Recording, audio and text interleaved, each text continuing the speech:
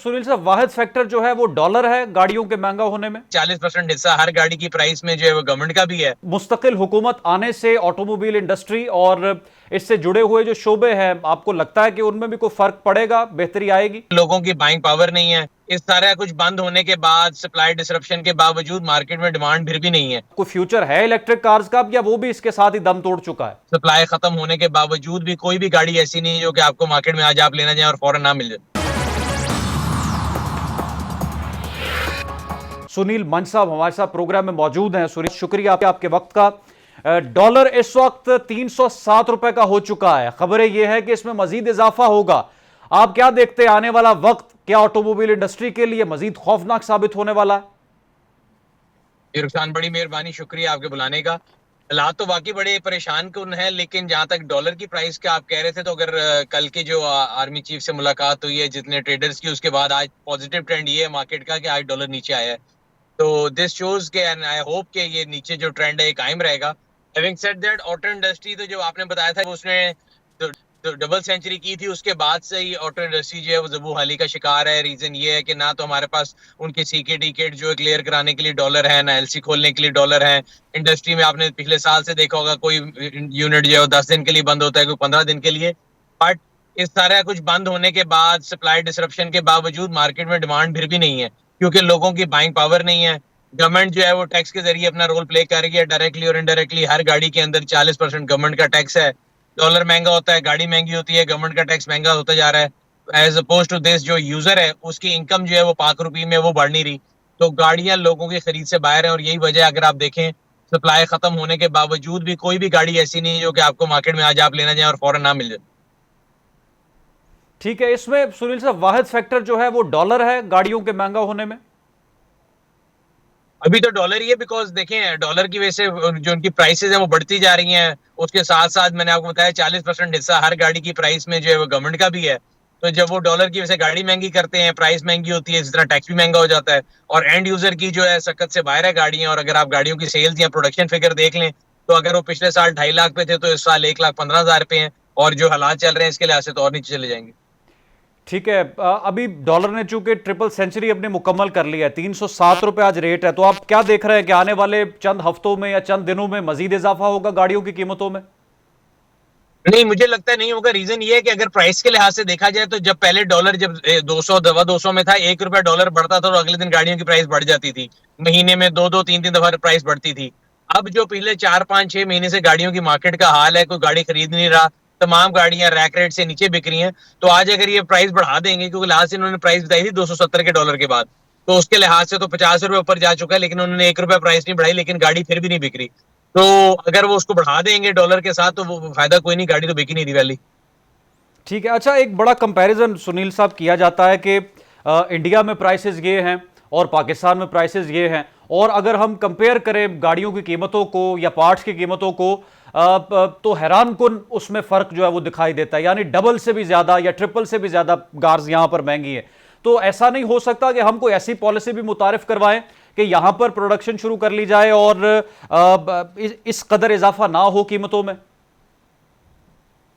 देखिए, जो इंडिया से कंपैरिजन है वो दो तरीके से गलत है। एक तो आपके यहाँ पे पॉलिसीज हर साल चेंज होती हैं। सीसो पॉलिसी है, एक दिन आप कहते हैं इलेक्ट्रिक गाड़ी हलाल है, अगले दिन हराम है। फिर जिसने प्लांट लगाना है उनकी लीगल इंपोर्ट आप बैन कर देते हैं, कभी एलसी खोलने के लिए पैसे नहीं है। अब पिछले 2 साल से उनकी इंपोर्ट नहीं खुली हुई, तो जब आप उनको लोकलाइजेशन का कहेंगे तो वो भी अपना रोना सुना देंगे। तो इंडियन इंडस्ट्री के साथ कंपेरिजन नहीं है। प्लस उनका जो मॉडल है वो एचपी मॉडल की तरह है, गाड़ी सस्ती दे दो, फ्यूल महंगा दे दो। आज इंडिया में फ्यूल की प्राइस चेक करें, ₹100 इंडियन से ऊपर है। अगर कन्वर्जन लगाएंगे तो ₹400 लीटर बनता है। तो अगर हमारे यहाँ पे अगर वो आपसे कहेंगे ₹400 लीटर सारे पेट्रोल लगा लो, तो हम तो अपने आप को आग लगा लेंगे। तो वो तो पॉलिसी उनकी फर्क है, हमारी फर्क है। मसला फर्क ये है कि उनकी पॉलिसियां कंसिस्टेंट होती हैं, हम हर रोज पॉलिसी चेंज करते हैं। जब तक हम कंसिस्टेंट पॉलिसी नहीं लाएंगे, लोकलाइजेशन नहीं होगी, और आप डॉलर के साथ हर रोज गाड़ी महंगा होता देखते रहेंगे।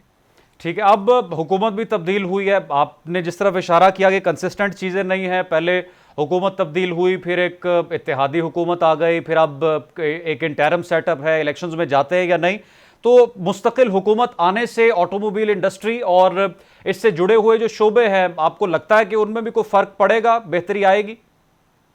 देखिए तमाम बिजनेसेस, नॉट ओनली ऑटोमोबाइल, जहां भी बिजनेस है, अगर आपकी कंसिस्टेंट पॉलिसी होंगी और गवर्नमेंट जो आपको बात कहेगी उस पर कायम रहेगी, अपने वर्ड पे बैकआउट नहीं करेगी, तो इन्वेस्टर कॉन्फिडेंस बढ़ता है, फॉरेन डायरेक्ट इन्वेस्टमेंट आती है। बट अनफॉर्चुनेटली आप लास्ट 20-25 साल उठा के देख लें, कोई भी पॉलिसी हो, वो ट्रेड से रिलेटेड हो, ऑटो इंडस्ट्री से रिलेटेड हो, 2 साल से ज्यादा लास्ट नहीं करती। So is the case of the government in our country. तो उसकी वजह से जो एक सीसो चल रहा है और आपके सामने उसका रिजल्ट है। ठीक है, इलेक्ट्रिक कार्स के हवाले से आपने भी बहुत से रिव्यूज भी किए, आपका भी बहुत कंटेंट है इलेक्ट्रिक कार्स का। सुनील साहब, एक पाकिस्तान में बड़ी एक उम्मीद की लहर थी कि पाकिस्तान में भी अब इलेक्ट्रिक कार्स आ रही हैं और लोगों की दस्तरस में होंगी और फ्यूल की जो परेशानी है उससे पाकिस्तान का जो आम तबका है वो बच सकता है। लेकिन अब दूसरी तरफ तो एहतजाज हो रहे हैं बिजली को लेकर, इलेक्ट्रिसिटी भी इंतहाई महंगी हो चुकी है। तो ऐसी सूरत हाल में जब इलेक्ट्रिसिटी का ये रेट है, कोई फ्यूचर है इलेक्ट्रिक कार्स का, या वो भी इसके साथ ही दम तोड़ चुका है?